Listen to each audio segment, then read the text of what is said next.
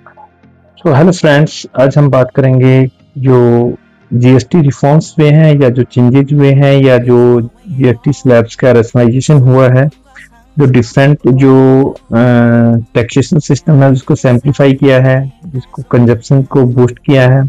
तो उसके रिगार्डिंग ही हम आज एक डिस्कस करने जा रहे हैं कि क्या चेंजेज आए हैं, किस सेक्टर में कितना चेंजेज आया है, जो गुड्स एंड सर्विस टैक्स हैं उसका स्ट्रक्चर्स हैं वो कैसे जो इन्होंने डिफाइन किया है, तीन डिफरेंट स्लैब में कैसे डिवाइड किया है और कब अप्लीकेबल होगा। देखो, रिसेंटली ये अभी लॉन्च हुआ है 2 सितंबर को, जो उन्होंने एक अनाउंसमेंट हुई है, एक जीएसटी रिफॉर्म्स हैं या चेंजेस जो करने जा रहे हैं, उससे बहुत सारे कस्टमर को एक रिलैक्सेशन मिला है, एज वेल एज जो इंडस्ट्रीज हैं, स्मॉल स्केल इंडस्ट्रीज हैं, उनको भी बेनिफिट हुआ है।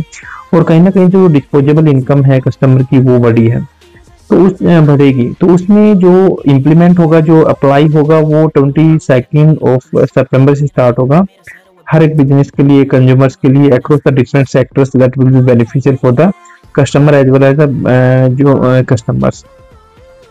सो इसमें जो बिग शिफ्ट जो शिफ्ट हुआ है वो हुआ है इसकी स्लैब्स में। 3 स्लैब इन्होंने बना दी है, डिफरेंट स्लैब्स हैं। एक तो जो स्लैब वो बनाई है जिसमें हमारा जो है टैक्सेशन सिस्टम है जो 5% है, एक इसमें जो है 18% एंड 40%। ये 3 अलग अलग जो स्लाइड्स बनाई हैं। तो इसमें जो लेटेस्ट जो स्लैब है या लोवेस्ट स्लैब कह सकते हैं 5% की रखी गई। हाईएस्ट जो स्लैब है वो 40% रखी गई है, जिसमें लग्जरी या जो सिन गुड्स को उन्होंने पूरा इस प्रोडक्ट्स को उसमें कैटेगराइज किया है, इस कैटेगरी में 28% में ना 40% में। और जितने भी जो नेसेसिटीज की गुड्स हैं वो 5% वाली कैटेगरी में रखा है। तो जिसमें जो रिफॉर्म था उसका रीजन ये था कि जो जीएसटी कलेक्शन है वो लगभग डबल हो गया है। वो 11.37 लाख करोड़ था 2020 से 21 में, वो अब जाके 22.08 करोड़ हो गया है 2024 एंड 25 में। तो कलेक्शन भी डबल हो गया था ऑलमोस्ट है। और जो पोस्ट कोविड जो कंजप्शन ग्रोथ थी वो जो रिमेन्स है, वो रेवेन्यू इंक्रीज के बाद भी वो थोड़ी सी ग्रोथ थी, वो इतनी नहीं हो पा रही थी। और उसके बाद जब जैसे कोविड गया तो उसमें थोड़ा बूस्ट हुआ और जो ग्रोथ हुई, तो उस ग्रोथ के कारण भी अब इन्होंने डिसीजन लिया कि we already achieve the growth, so we have to be lowering the GST rates. और उसके बाद जो रिफॉर्म्स है वो रेवेन्यू और जो रिक्वायरमेंट्स है, नीड्स हैं, उसको फुलफिल कर रहा है, जो इकोनॉमिक स्टिमुलेशन के लिए भी जरूरी है। इसलिए ये चीजें रिफॉर्म लाना जरूरी था, क्योंकि अब जो अचीव करना था already that things can be achieve, then they can lower the tax and there also boost the economy. So उसको इकोनॉमी में बूस्ट मिलेगा, एक जो डिस्पोजेबल इनकम भी कंज्यूमर्स की बढ़ेगी, एक इंडस्ट्री को भी एक बूस्ट मिलेगा, so that they can invest more and more on the research and development activities.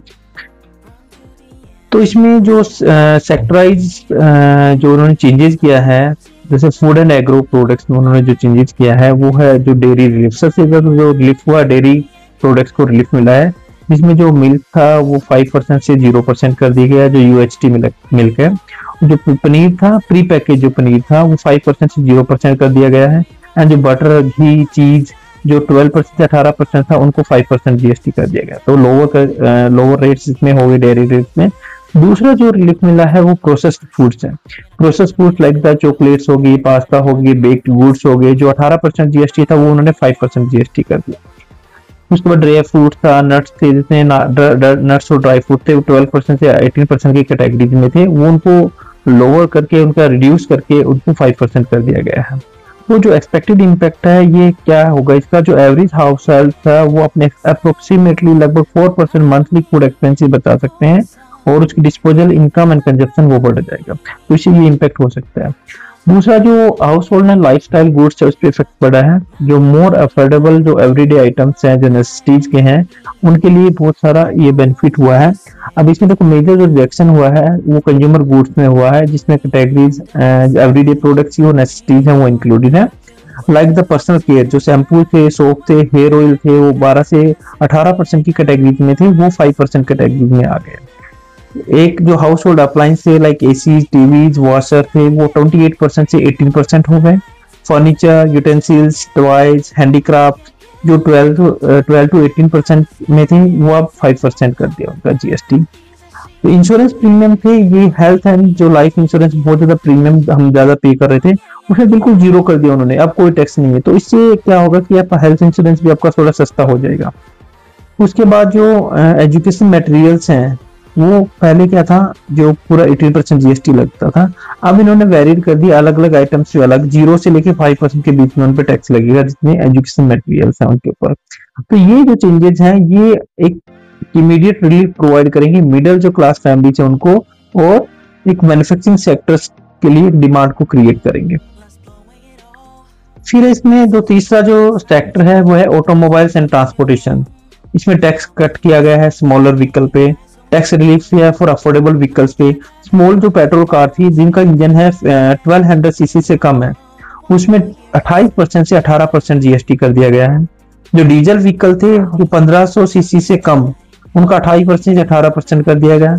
और जो मोटरसाइकिल थी 350 सीसी से कम की मोटरसाइकिल है, उन पे सिर्फ उनसे ज्यादा की मोटरसाइकिल की उस पे तो 28% लगेगा, लेकिन 350 सीसी से कम की जो बाइक खरीदोगे, पहले 28% जीएसटी देना पड़ता था, अब 18% देना पड़ेगा। उसके बाद जो 3 व्हीलर्स हैं, जो ऑटो है, 3 व्हीलर्स इलेक्ट्रिक व्हीकल ना, जो ऑटो है डीजल या पेट्रोल ऑपरेटेड है, वो 28% थे, वो अब 18% उनपे 3 व्हीलर व्हीकल्स पे जो टैक्स लगेगा, जितने भी 3 व्हीलर्स में जो भी कैटेगरीज में आते हैं। अब न्यू लग्जरी व्हीकल जो टैक्सेशन था, जो अगर लग्जरी बाइक खरीदोगे, अगर 350 सीसी से ऊपर खरीदोगे तो उसमें 28% लगेगा प्लस सेस। पहले ये था 28% प्लस सेस, अब सीधा वो बढ़ा के क्या कर दिया, 40% कर दिया उनके ऊपर। तो उनके लिए थोड़ा कॉस्टली पड़ जाएगी। स्पोर्ट्स बाइक खरीदते हैं, बुलेट वगैरह खरीदते हैं, उनके लिए बहुत ज्यादा कॉस्टली पड़ जाएगा। जो लग्जरी कार खरीदते थे 28% प्लस सेस था उनके ऊपर, अब लग्जरी कार्स पे वो 40% हो जाएगा। याच हैं, पर्सनल याच हैं, पर्सनल शिप्स हैं या बोट्स हैं, जो उनके ऊपर 28% प्लस सेस था, तो अब वो बढ़ के 40% हो गया। तो जो कंपनसेशन सेस था उसको खत्म कर दिया, जिनके ऊपर जो कंपनसेशन सेस लगता था उसको खत्म कर दिया। तो ये जो चेंजेस हैं ये एक एवरीडे ट्रांसपोर्टेशन को मोर अफोर्डेबल बनाते हैं, लेकिन हायर टैक्सेशन करते हैं लग्जरी व्हीकल्स पे। Potential increasing vehicle ownership among the middle income house hold. तो मिडल जो इनकम हाउस होल्ड पे जो पोटेंशियल ओनरशिप बढ़ी थी उसको थोड़ा सा रोकने के लिए, कंट्रोल करने के लिए वो कर लिया, वो रोक दिया ताकि वो ज्यादा एक्सपेंस ना करे। और जो लग्जरी कार्स वाले जो ओनर्स थे उस पे थोड़ा सा ट्रांसपोर्टेशन कंट्रोल करने के लिए लग्जरी कार्स को ज्यादा बढ़ावा ना देने के उन पे टैक्सेशन बढ़ा दिया, और मिडिल फैमिली को थोड़ा सा रिलैक्सेशन दे दिया so that they can also afford A car. अब जितने भी सिन गुड्स एंड लग्जरी आइटम्स थे उनके ऊपर एक न्यू 40% जीएसटी स्लैब अप्लाई कर दी। अब इसमें आगे तंबाकू प्रोडक्ट्स आ गए, सिगरेट है, पान मसाला है, जो 28% प्लस सेस से लेके 40% हो गए। ब्यूरेजेस हैं, कार्बोनेटेड वाटर है, carbonated water package, coconut water है, सुगरी ब्यूरेजेस हैं, फेस टिप इंक्रीज, तो उसमें भी फेस टिप इंक्रीज हो गया 40%। लग्जरी गुड्स में एयरक्राफ्ट आ गए, याच आ गए and pistols now tax at the highest 40% rate पे। गेमिंग के ऊपर कैसीनोज हैं, नाउ टैक्स एट 40%। तो ये क्या है, that is the rising industry concern over the potential job losses. अब की चेंजेस क्या है, जो कंपनसेशन सेस था उसको खत्म कर दिया इन सब पे with the new 40% rate partially the offsetting what would the previously have been the 28% rate plus the various cess amounts। so दो सेस अमाउंट थी वो खत्म कर दी, बाकी इन सब चीजों पे तंबाकू प्रोडक्ट्स हैं, बेवरेजेस हैं, लग्जरी गुड्स हैं, गेमिंग है, इनके ऊपर 40% स्लैब टैक्स लगा दिया। फिर उसके बाद जो नेक्स्ट जो कैटेगरीज आती है, जो सेक्टर आता है, वो construction and industrial input, cements and coal rates changes. तो इनके ऊपर जो ओल्ड रेट थी वो क्या थी, तो जीएसटी सीमेंट के ऊपर वो सिग्निफिकेंटली रिड्यूस हो गया, जो उसको मोर अफोर्डेबल बनाता है। हमारे कंस्ट्रक्शन जो प्रोडक्ट है वो सस्ते होंगे, मकान पे थोड़ा सा कम खर्चा लगेगा। जो पुराना था वो 28% जो स्लैब था वो 28% लगता था, जितने भी हाईएस्ट टैक्स जो कंस्ट्रक्शन मटेरियल था वो हाउसिंग एंड इंफ्रास्ट्रक्चर को कॉस्ट को इम्पैक्ट कर रहा था, वो 28% से कम करके कितना कर दिया, 18% कर दिया। तो ये 10% रिडक्शन हुई है, उसमें क्या करेगा, अफोर्डेबल हाउस को वो बढ़ावा देगा और लार्ज स्केल जो इंफ्रास्ट्रक्चर डेवलपमेंट को बढ़ावा देगा। दूसरी तरफ जो कोल था, कोल के ऊपर जो पुराना था 5% रेट था वो कोल पे बढ़ा के 18% कर दिया। तो इसमें 13% बढ़ा दिया, ये ताकि to acknowledge the environmental cost and help the find India green initiatives and renewable energy project, ताकि इस पे खर्च ना करके जो फोकस करे रिन्यूएबल एनर्जी पे। हर एक इंडस्ट्री है कोल एनर्जी के बजाय they have to focus on the green energy और रिन्यूएबल एनर्जी, इसलिए उन्होंने बढ़ा दिया ताकि जो इंडिया है फोकस करे ग्रीन एनर्जी की तरफ। फिर नेक्स्ट जो सेक्टर आता है health care and medical supplies. तो टैक्स कट कर दिया उसमें, एक पब्लिक हेल्थ को बढ़ावा दिया, एक सपोर्ट मिलेगा उससे, एक बहुत राहत मिलेगी इससे जो पेशेंट या डॉक्टर या मेडिसिन के ऊपर जो पहले महंगी थी वो मेडिसिन अब थोड़ी सी सस्ती हो गई है। तो इसमें जो हेल्थ केयर रिडक्शन में क्या था, अगर मेडिकल एसेंशियल्स की बात करूं, जो मेडिकल ऑक्सीजन जो था सिलेंडर था वो 12% जिस पर जीएसटी लगता था वो अब 5% हो गया। इसी तरह डायग्नोस्टिक जो किट्स हैं, कोई भी डायग्नोस्टिक किट्स है वो अगर लोगे तो पहले 12% हमें टैक्स देना पड़ता था, अब वो 5% आपको देना पड़ेगा। उसके बाद जो सर्जिकल सप्लाई जितनी भी थी 12% टैक्स देना पड़ता था, अब उसमें 5% देना पड़ेगा। क्रिटिकल मेडिकेशन के ऊपर आप लाइफ सेविंग ड्रग्स हैं, बहुत सारी लाइफ सेविंग ड्रग्स थी जो हार्ट के लिए आती हैं या शुगर के लिए आती हैं या डायबिटीज के लिए या बहुत और जो क्रिटिकल जो इलनेस के लिए या क्रिटिकल जो डिजीज के लिए जो मेडिसिन आती थी उस पर पहले जो टैक्स था वो मतलब 12% था, अब वो 0% कर दिया बिल्कुल। एडवांस जो मेडिसिन था जो बहुत सारी थी वो 0 से 5% के बीच में रख दी, उसका भी थोड़ा सा 0 से 5% वेरीज करती, किसी पे 0% है किसी पे 5% है। एसेंशियल ड्रग्स थी जो 12% जिसके ऊपर टैक्स था वो करके 5% कर दी गई। अब हेल्थ केयर सर्विस में जैसे चैरिटेबल हॉस्पिटल सर्विस है नाउ फुल्ली एग्जेम्प्टेड, वो फुल्ली एग्जेम्प्टेड है, उसके ऊपर कोई टैक्स नहीं लगेगा जो भी ट्रस्ट या चैरिटी के हॉस्पिटल्स हैं उनके ऊपर। मेडिकल प्रोसीजर्स हैं जो वेरियस रिडक्शंस के लिए जो प्रोसीजर अडॉप्ट करते हैं या कैंसर पेशेंट्स के लिए या एचआईवी पेशेंट्स के लिए जो भी ट्रीटमेंट करते हैं, लैबोरेटरी ट्रीटमेंट होते हैं, मेडिकल प्रोसीजर्स होते हैं, एक्सपेरिमेंट्स होते हैं, उन पे टैक्स लगता था, अब वो बिल्कुल फ्री हो गया। तो ये जो चेंजेस हैं वो एक हेल्थ केयर को ज्यादा अफोर्डेबल बनाएंगे, ज्यादा एक्सेसिबल बनाएंगे, particularly for lower and middle class income household, तो potentially improving the public health outcomes nationwide। तो ये जो कंक्लूजन ये है जो जीएसटी 2.0 आया एक गेम चेंजर है इंडिया के लिए, एक सिंप्लीफाइड स्ट्रक्चर बनाएगा, एक रिड्यूस करेगा compliance complexity with just 3 main slab 5%, 18% and 40%।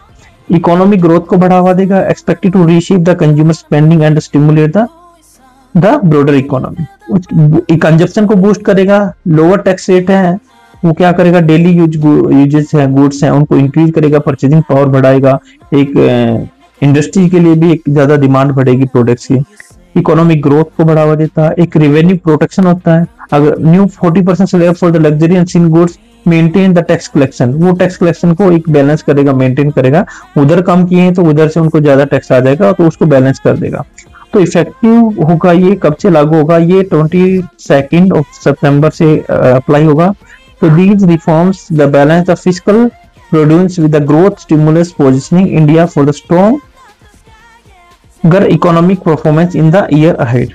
So business should prepare now for these significant change to pricing, supply chains and consumer behavior. So that will be the impact, overall impact on the households, the customers, the economy, the government, the industries. So that's about for all today, and just subscribe my YouTube channel if not subscribed.